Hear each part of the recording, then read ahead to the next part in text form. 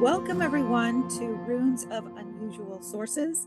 I do have a disclaimer for this entire presentation. A lot of the pictures I pulled off the internet for reference only, and I'm not sure where most of them came from, but they are, like I said, just for reference. I did not create them. I didn't draw anything, but I thought a lot of them were very useful and very pretty, which is why I have them in the lecture tonight. I also have a bonus, and we will get to that toward the end. So stick around.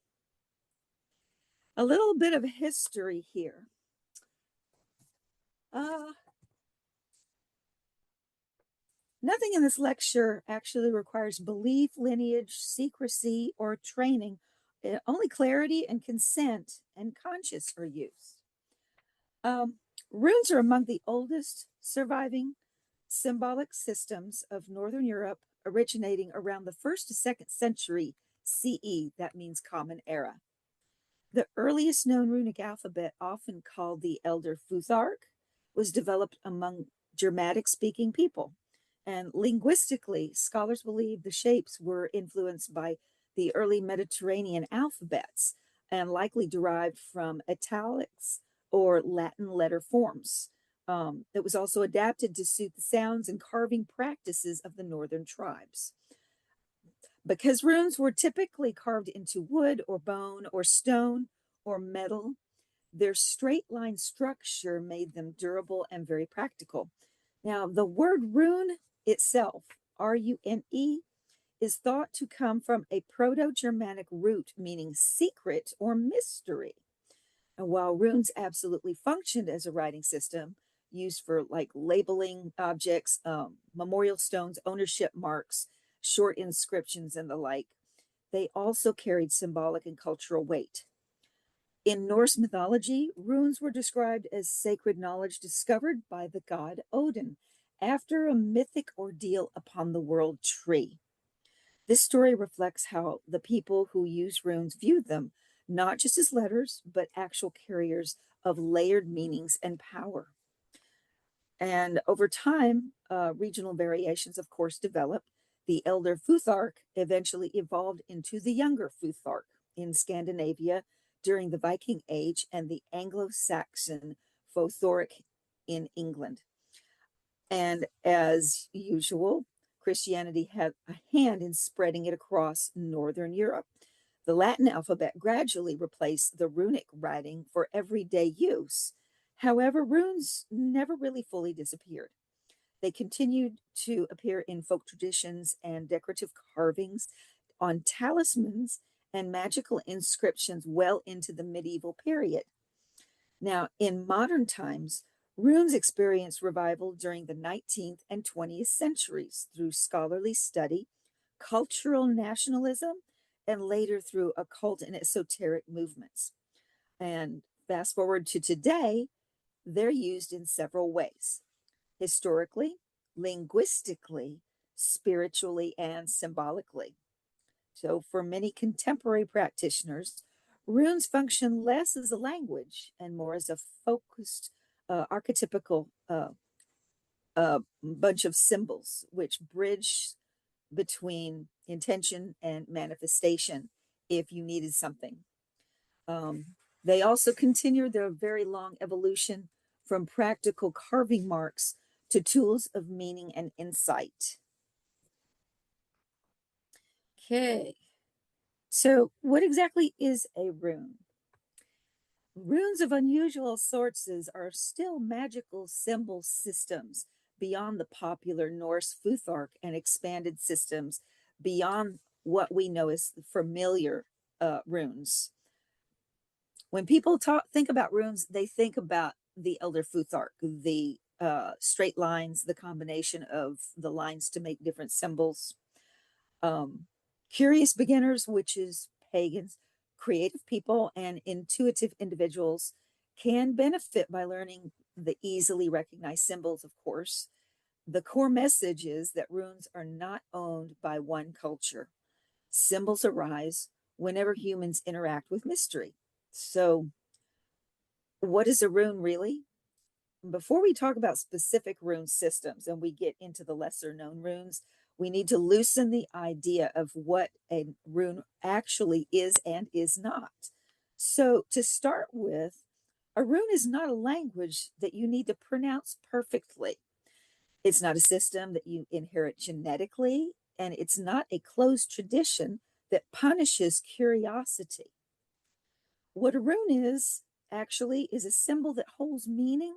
It's a bridge, like I mentioned, between intention and manifestation. It's also a visual shortcut to a desired effect.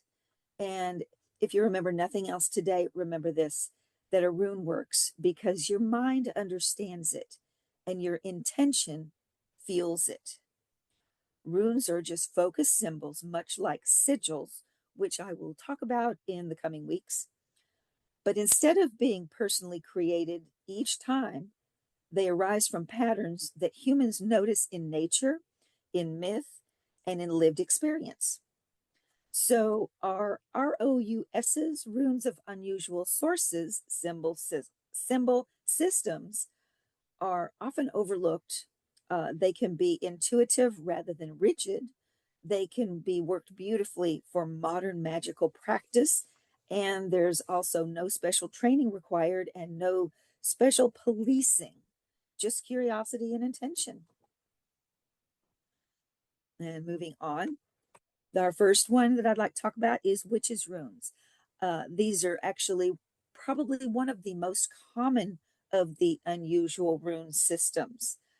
Uh, a lot of the runes, if you'll notice the picture, are everyday magical symbols, like is the sun, moon, water, the eye, wheat, growing things, the moon, etc. Witches' runes are actually folk magic symbols that are not tied to one ancient civilization, but they're arising whenever people practice practical magic. And these runes are often scratched into wood, drawn on doors, carved into tools. They can be hidden in embroidery, bread marks, or chalk symbols.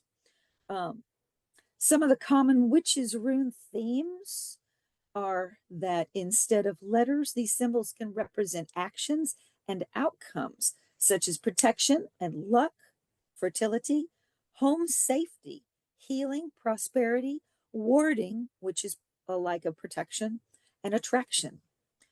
And very often they're just simple lines, cross marks, spirals, hooks, triangles, and notches. So, why are witches' runes so accessible? Because they're intuitive, they're adaptable, and they work well with modern life. So you really don't need to memorize a dictionary. Just ask yourself, what does this symbol look like it does? And if everybody will think about that for a second. The symbol right in the center of everything, the moon. If somebody got something other than a moon, they can put it in the chat. We'll discuss it in a little while. But to me, that's definitely a moon.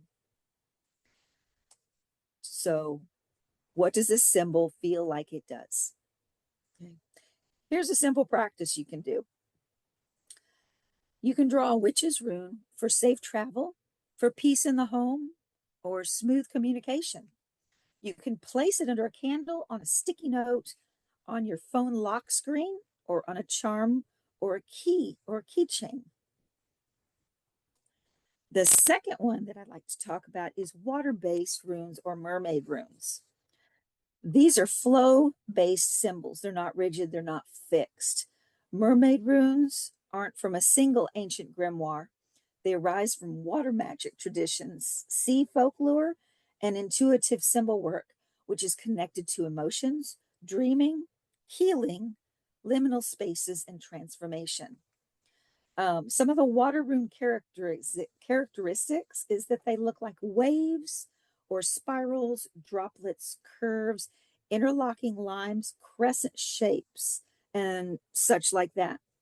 They're really, really good for emotional healing, manifesting with ease, releasing resistance, attracting things rather than forcing things.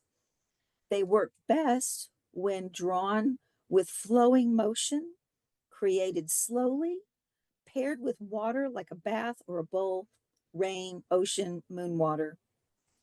A simple practice for mermaid or water runes is that you can draw a rune while asking what symbol represents emotional flow for me right now. And then place it under a glass of water. You can trace it on your skin before you sleep. You can draw it in steam on a mirror after a shower or a bath. Water listens best to gentle intentions, not commands.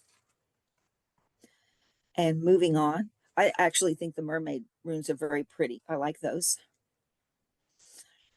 The next we're going to talk about is nature and tree runes.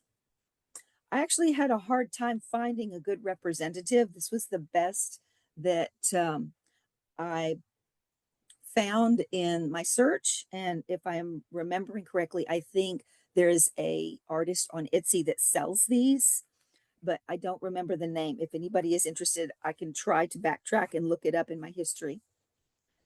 So nature and tree runes are living symbolism.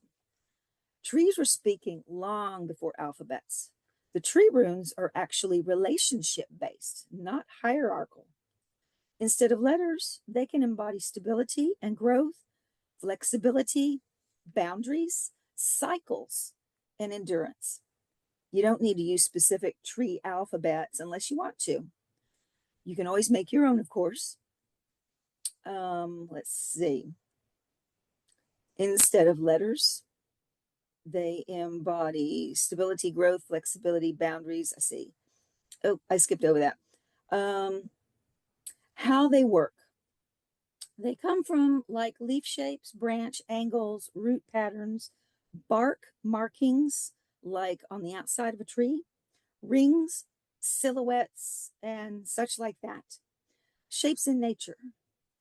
A forked branch could possibly become a rune for choice because you can go with one decision or the other if you are contemplating something. A spiral knot in a piece of bark could possibly mean time or having patience. Now, why nature runes are powerful are that they're alive, of course. They already exist, and you're not forcing energy. You're partnering with it. A simple practice for nature and tree runes is to find a leaf or a stick or a stone or something. Contemplate its shape. Just sit and relax, breathe. Identify with whatever object you have. Ask, what does this symbol teach? Assign a meaning if you feel something coming up. Use it consistently. Nature remembers what you decide. The next one is cosmic, elemental, and abstract runes. I didn't really find too much, but I believe that as far as elemental, earth, air, fire, water, and you can include spirit, or abstracts, you can use your imagination. Not all runes come from the earth, of course. Some arise from star patterns, elemental symbols, sacred geometry, alchemical imagery, and dream symbols. This kind of rune often feels like it's abstract or minimal, energetic rather than literal. And some examples include dots for potential. You can do lines for direction, triangles for transformation or forward movement in a certain direction, circles for completion, and intersections for convergence. These runes are really excellent for manifestation or energy work. They also work very well for visualization, spell layering, modern magical practices that require softness and calm and balance. If it feels too simple, then that's usually a sign it's working really well. Now, this next one, when I looked these up, they ended up being the same thing, which is goes actually way, way back in time to the Theban runes. So I'm going to address both of these. The Theban runes is the language of intentional obscurity. Thebian is often called the witch's alphabet, but I'm going to gently correct that. Now, Thebian is not inherently dark or secretive or dangerous. What it is symbolic, and it's a substitution system. It's a privacy tool, a focus enhancer. And why Thebian belongs in ROUS is because Thebian isn't really magical because of its letters. It's magical because it slows the mind and sharpens your intention. When you write in the Thebian language, your conscious brain emerges more fully. Your intention becomes deliberate. Your spells or manifestations become intentional rather than habitual.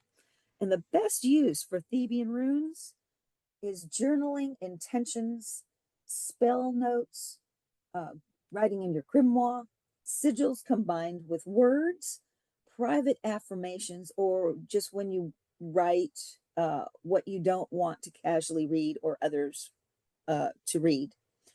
A really simple practice specifically for Thebian is to write a short intention in that language, not to hide it from others, but to hide it from distraction. Now, moving on, we're using the same alphabet here, the same kind of runes, if you will. And some people tend to call them vagabond runes. Uh, I actually found a couple of articles and they question whether vagabond runes actually exist. And the answer is yes. In motion, they exist. Vagabond runes aren't found in books. What they do appear, though, or excuse me, where they appear is on the road. They are temporary symbols. They found that if you're walking down a road, you see something that reminds you of something else, or there might be some kind of pattern in the road that reminds you of a picture, then pay attention to it. They're found shapes, they're marks made in transit.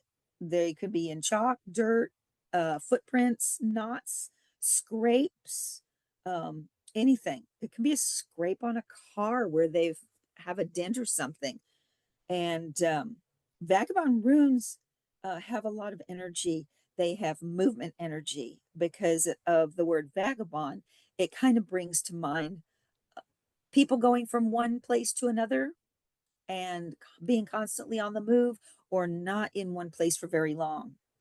Um, movement, transit, it's very freeing. Liminal states, becoming rather than being. So, looking forward, these runes are very powerful because they are not meant to last. Some examples are like tying a knot in a string, a mark drawn in the dust, a symbol written on a bus ticket, a rune drawn in condensation.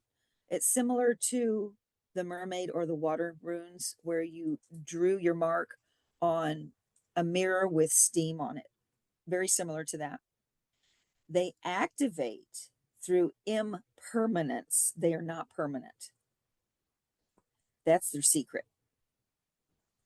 Now, high elf inspired rooms are full of symbolism and elegance and alignment. If you think about the classic elf, they're kind of tall, they can be quiet, they're very, very commanding, and they have a certain air about them.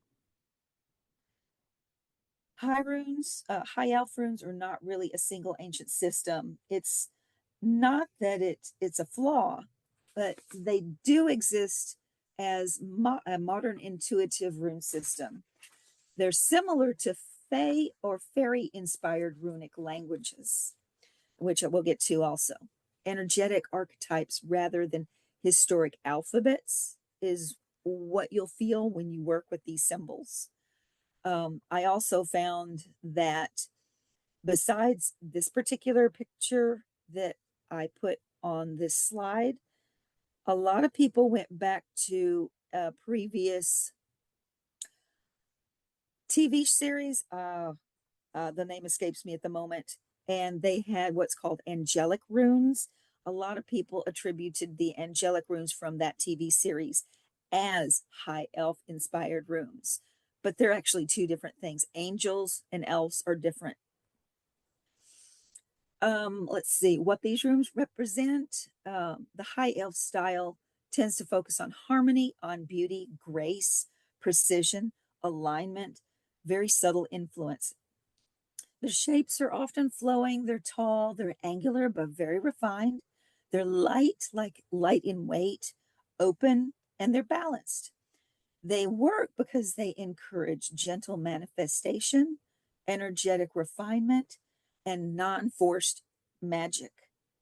They're super ideal for creative work and social harmony, personal presence, and confidence without domination. That's like that quiet confidence that I was talking about. Now, fairy runes are slightly different. Everyone knows there's several types of fairies, and some can be mischievous and some can be very calming. I tend to think that there's probably both. So fairy runes are playful, they're precise, they are a permission-based magic. Now, fairy runes are not about domination or summoning or control.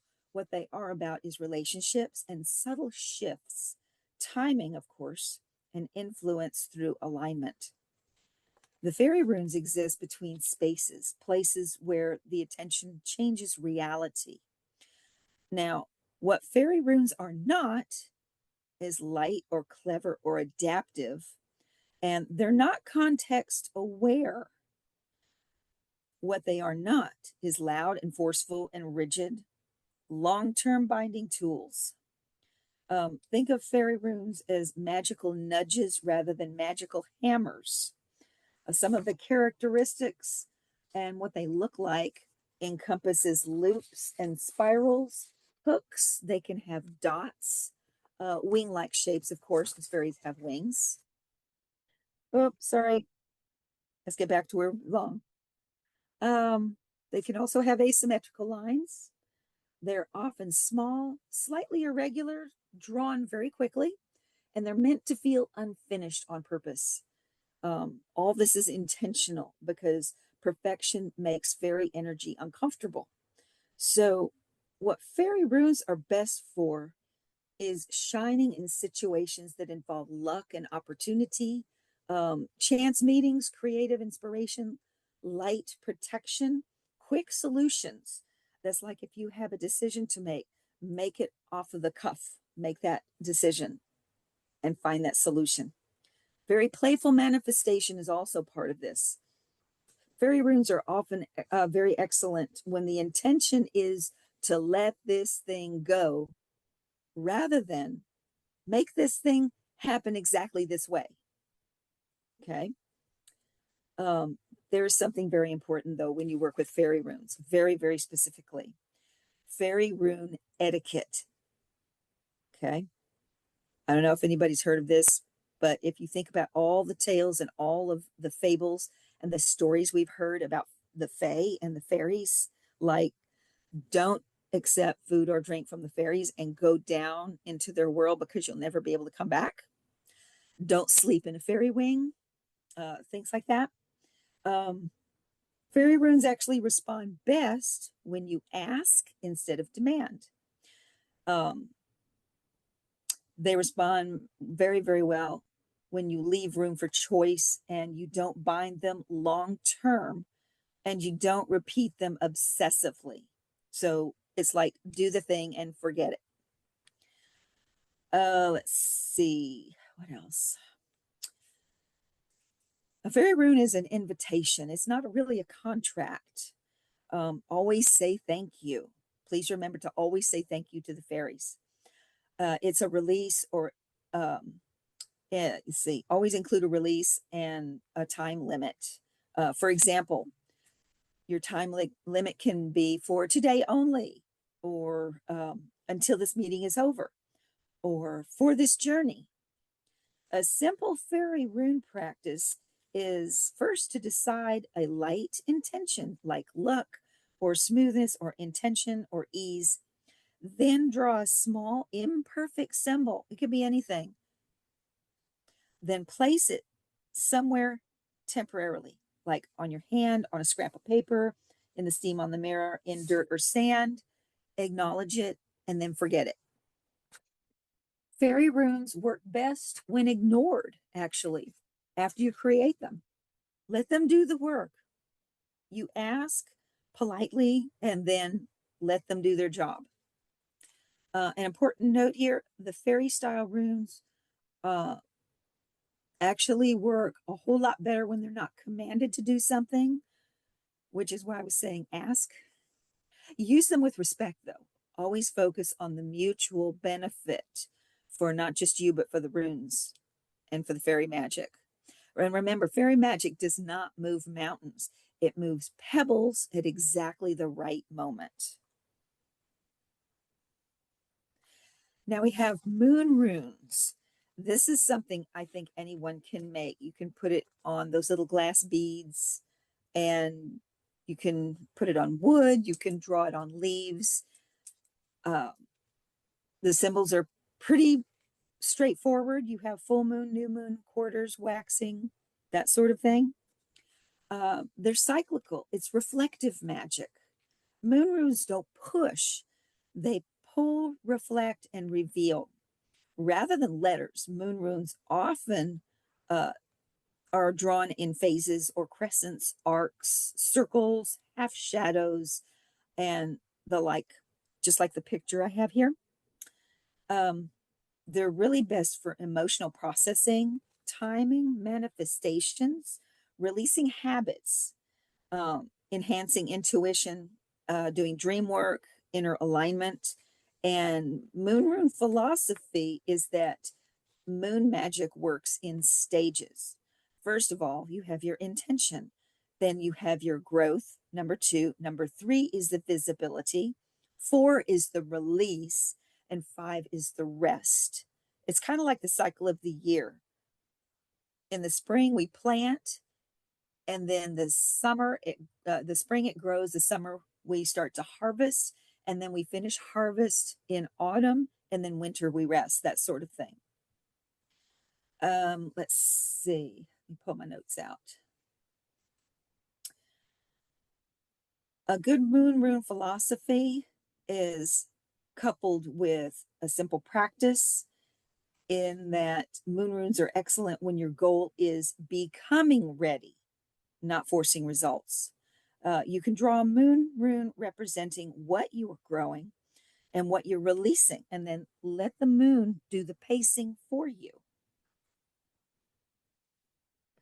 Shadow runes are fascinating. I found some with numbers, and you really can't see the small symbols around very well, but they're very ornate if you look at these dice. They're gaming dice. Um, let's see, I'm missing a page. Ah, there you are. Shadow runes really aren't dark, they're integrative.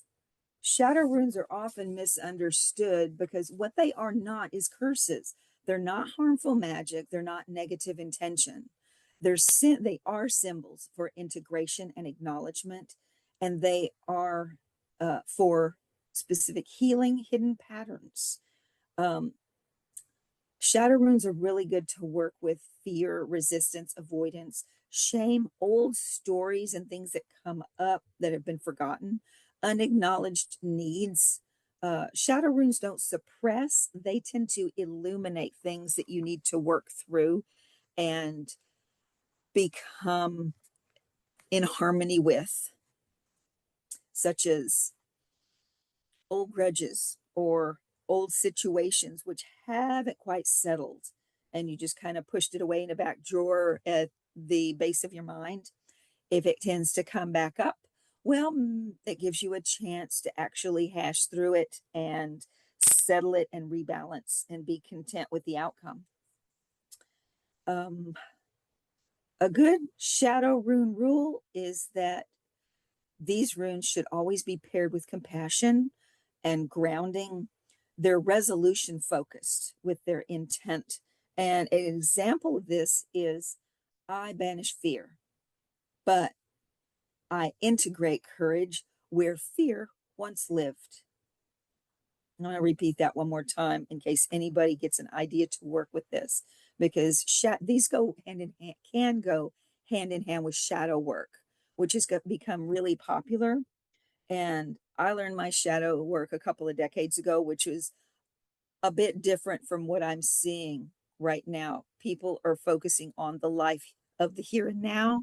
The way I learned it was to work through past lives and good and bad and indifferent karma and whatever comes through from the past life into this life. So I'm going to give you that example one more time. Don't say, I banish fear, but instead say, I integrate courage where fear once lived. All right, bind runes. I know a lot of people like to combine things, and this was a really good example. I think the person that put this particular graphic together was a Redditor, but I'm not sure. Could have been on Facebook, but I'm pretty sure it was a Redditor. Bind runes focus more on outcome. They're intentional compression. They combine multiple symbols, multiple meanings, and they have one clear result. Bind runes are not advanced magic. They're not organized magic. They're effective because they reduce scattered focus. They're very clear in their desire, and they strengthen with repetition. A bind rule safety rune here. Always bind outcomes, not emotions. Okay. Good bindings include protection plus calm, or success plus ease, EASE, ease, attraction and alignment.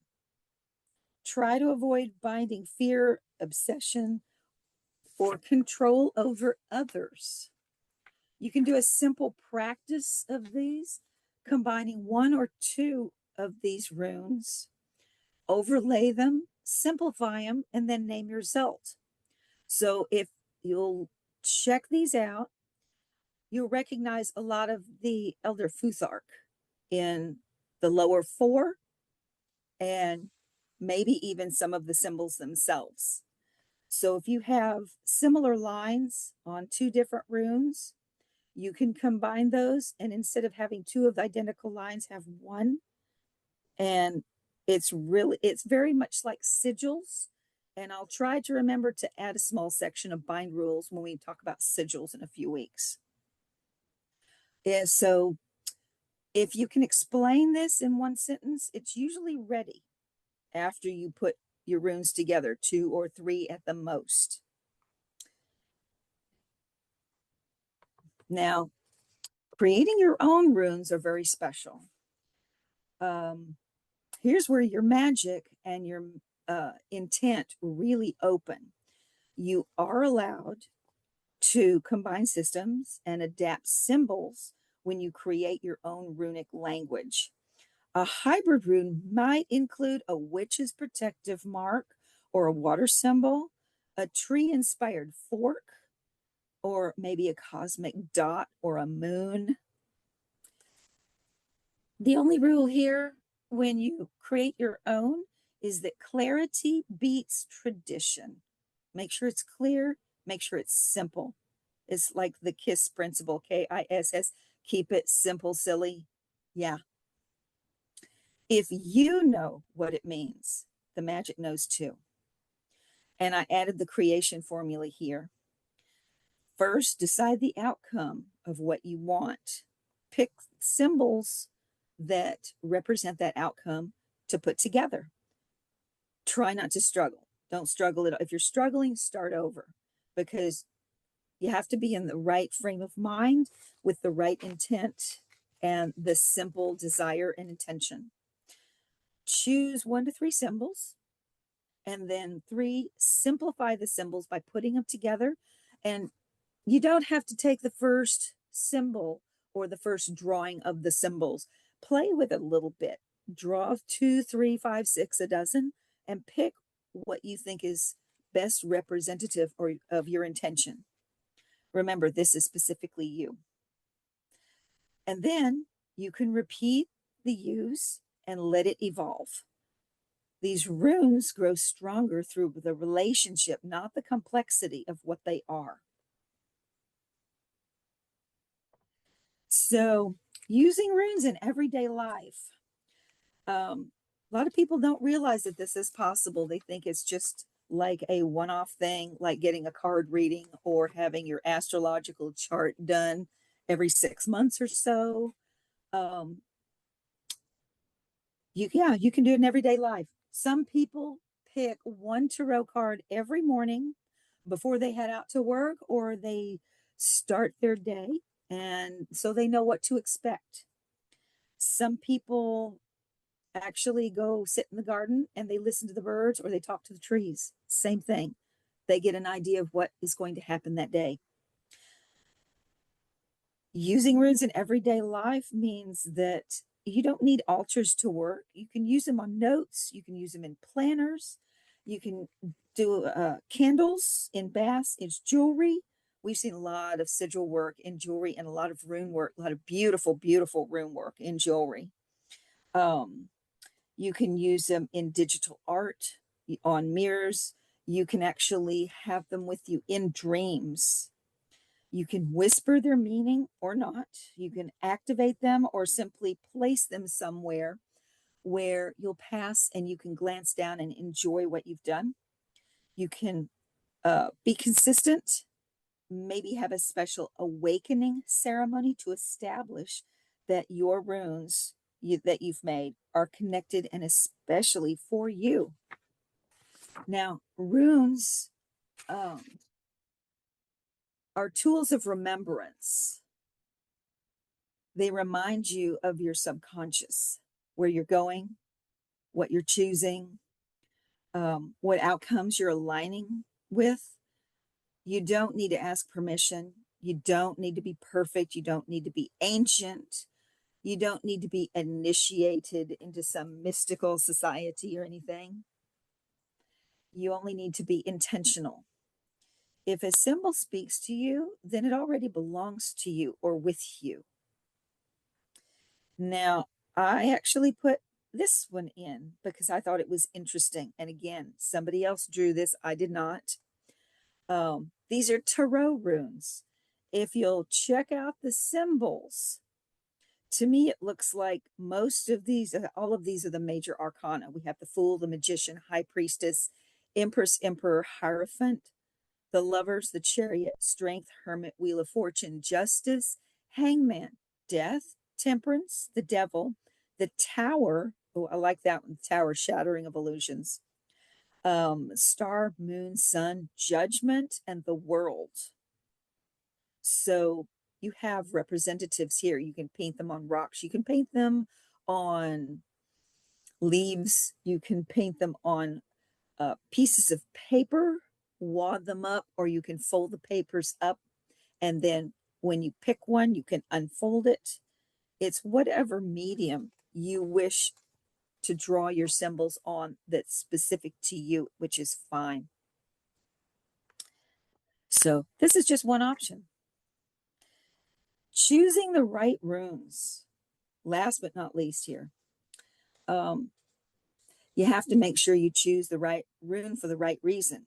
And there are different runes that serve different moments, such as the witch runes for practicality, high elf runes for harmonizing, the moon for reflection and guidance, shadow for integration and revealing what you need to work through, fairy runes being optimistic, Thebian, privacy and focus, high elf, alignment and elegance, the moon, your cycles, your readiness to do things, bind rune for structure and power and clear outcomes, shadow runes for honest integration, and vagabond, if you want to go that route, for transition and release so you can explore new horizons, shadow runes for integration and healing. So different spirits and different types of runes and different tools are for different things and different people. Not all runes are going to resonate with everybody, just like not all doctors or lawyers or psychic readers are going to resonate with every single person. You have to find something you connect with as far as the runes. If you like the swirly lines or the wavy lines, that's fine. If you like the angles, the sharp angles, if you like the minimalistic type of runes, go for it. You don't need all of them. Bottom line, you just need the right one for the right moment. Runes don't demand belief, they respond to attention and intention. And this kind of focused, kind, and forward moving intention and attention, that's what the magic is about. So I'm going to open up the floor and